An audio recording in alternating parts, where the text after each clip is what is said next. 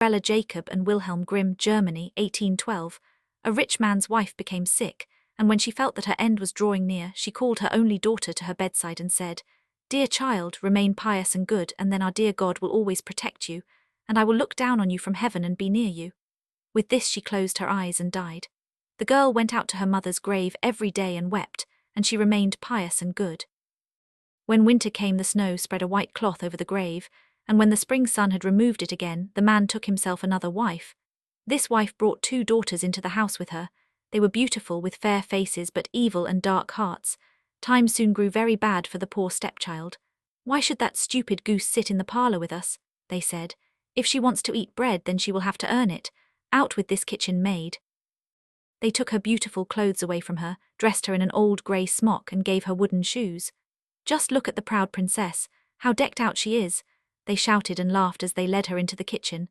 There she had to do hard work from morning until evening, get up before daybreak, carry water, make the fires, cook and wash. Besides this, the sisters did everything imaginable to hurt her. They made fun of her, scattered peas and lentils into the ashes for her, so that she had to sit and pick them out again. In the evening, when she had worked herself weary, there was no bed for her. Instead, she had to sleep by the hearth in the ashes, and because she always looked dusty and dirty, they called her Cinderella.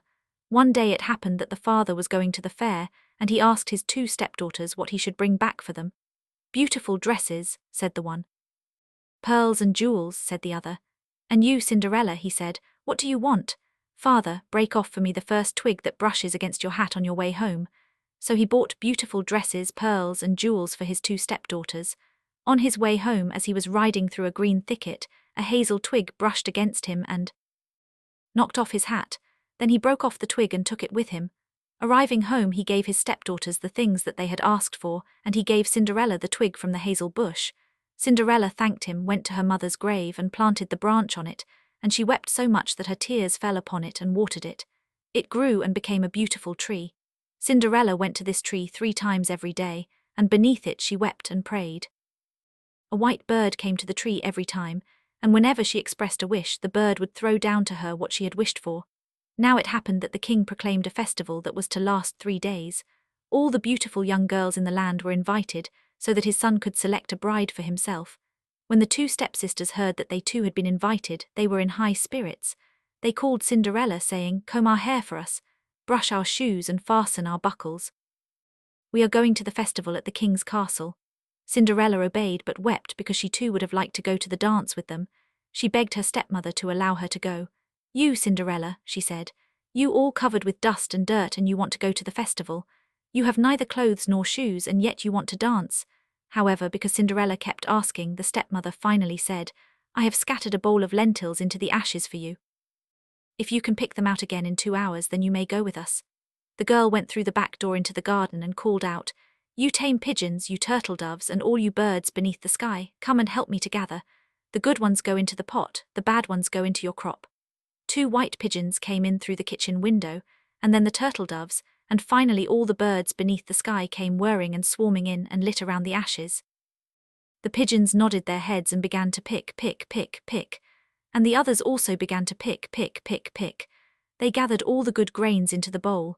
Hardly 1 hour had passed before they were finished, and they all flew out again. The girl took the bowl to her stepmother, and was happy, thinking that now she would be allowed to go to the festival with them. But the stepmother said, "No, Cinderella, you have no clothes and you don't know how to dance. Everyone would only laugh at you." Cinderella began to cry, and then the stepmother said, "You may go if you are able to pick 2 bowls of lentils out of the ashes for me in 1 hour," thinking to herself, "She will never be able to do that." The girl went through the back door into the garden and called out, "You tame pigeons, you turtle doves, and all you birds beneath the sky, come and help me to gather. The good ones go into the pot, the bad ones go into your crop." 2 white pigeons came in through the kitchen window, and then the turtle doves, and finally all the birds beneath the sky came whirring and swarming in and lit around the ashes. The pigeons nodded their heads and began to pick, pick, pick, pick. And the others also began to pick, pick, pick, pick. They gathered all the good grains into the bowls. Before a half hour had passed, they were finished, and they all flew out again.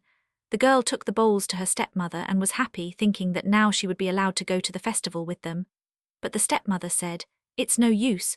You are not coming with us, for you have no clothes and you don't know how to dance. We would be ashamed of you."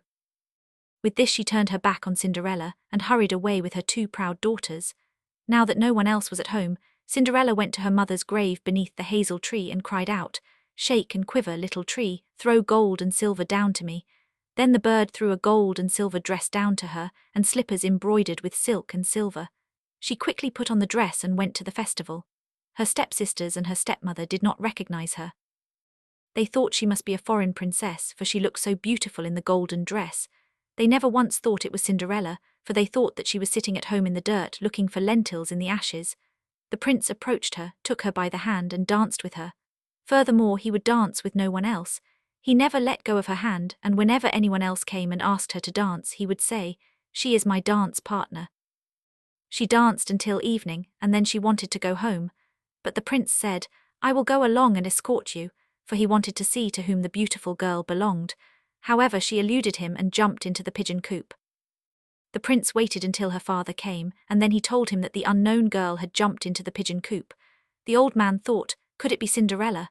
He had them bring him an axe and a pick so that he could break the pigeon coop apart, but no one was inside. When they got home, Cinderella was lying in the ashes, dressed in her dirty clothes.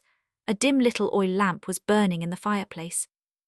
Cinderella had quickly jumped down from the back of the pigeon coop and had run to the hazel tree. There she had taken off her beautiful clothes and laid them on the grave, and the bird had taken them away again. Then, dressed in her grey smock, she had returned to the ashes in the kitchen. The next day when the festival began anew and her parents and her stepsisters had gone again, Cinderella went to the hazel tree and said, "Shake and quiver, little tree, throw gold and silver down to me." Then the bird threw down an even more magnificent dress than on the preceding day. When Cinderella appeared at the festival in this dress, everyone was astonished at her beauty. The prince had waited until she came, then immediately took her by the hand and danced only with her. When others came and asked her to dance with them, he said, "She is my dance partner." When evening came, she wanted to leave, and the prince followed her, wanting to see into which house she went. But she ran away from him and into the garden behind the house. A beautiful tall tree stood there on which hung the most magnificent pears. She climbed as nimbly as a squirrel into the branches, and the prince did not know where she had gone. He waited until her father came, then said to him, "The unknown girl has eluded me, and I believe she has climbed up the pear tree." The father thought, could it be Cinderella?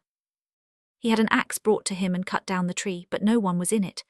When they came to the kitchen, Cinderella was lying there in the ashes as usual, for she had jumped down from the other side of the tree, had taken the beautiful dress back to the bird in the hazel tree, and had put on her grey smock. On the third day, when her parents and sisters had gone away, Cinderella went again to her mother's grave and said to the tree, "Shake and quiver, little tree, throw gold and silver down to me." This time the bird threw down to her a dress that was more splendid and magnificent than any she had yet had, and the slippers were of pure gold. When she arrived at the festival in this dress, everyone was so astonished that they did not know what to say. The prince danced only with her, and whenever anyone else asked her to dance, he would say, "She is my dance partner." When evening came, Cinderella wanted to leave, and the prince tried to escort her, but she ran away from him so quickly that he could not follow her. The prince, however, had set a trap. He had had the entire stairway smeared with pitch. When she ran down the stairs, her left slipper stuck in the pitch. The prince picked it up. It was small and dainty, and of pure gold. The next morning he went with it to the man and said to him, "No one shall be my wife except for the one whose foot fits this golden shoe." The two sisters were happy to hear this, for they had pretty feet. With her mother standing by, the older one took the shoe into her bedroom to try it on. She could not get her big toe into it, for the shoe was too small for her. Then her mother gave her a knife and said, "Cut off your toe. When you are queen, you will no longer have to go on foot." The girl cut off her toe, forced her foot into the shoe, swallowed the pain, and went out to the prince. He took her on his horse as his bride and rode away with her. However, they had to ride past the grave, and there on the hazel tree sat the two pigeons, crying out, "Rook-de-goo, rook-de-goo, there's blood in the shoe. The shoe is too tight, this bride is not right." Then he looked at her foot and saw how the blood was running from it. He turned his horse around and took the false bride home again, saying that she was not the right one, and that the other sister should try on the shoe. She went into her bedroom and got her toes into the shoe all right, but her heel was too large. Then her mother gave her a knife and said, "Cut a piece off your heel. When you are queen, you will no longer have to go on foot." The girl cut a piece off her heel, forced her foot into the shoe, swallowed the pain, and went out to the prince. He took her on his horse as his bride and rode away with her. When they passed the hazel tree, the two pigeons were sitting in it, and they cried out, "Rook-de-goo, rook-de-goo, There's blood in the shoe. The shoe is too tight, this bride is not right. He looked down at her foot and saw how the blood was running out of her shoe, and how it had stained her white stocking all red. Then he turned his horse around and took the false bride home again. This is not the right one either, he said. Don't you have another daughter? No, said the man. There is only a deformed little Cinderella from my first wife, but she cannot possibly be the bride. The prince told him to send her to him, but the mother answered, Oh no, she is much too dirty, she cannot be seen. But the prince insisted on it, and they had to call Cinderella. She first washed her hands and face clean, and then went and bowed down before the prince, who gave her the golden shoe.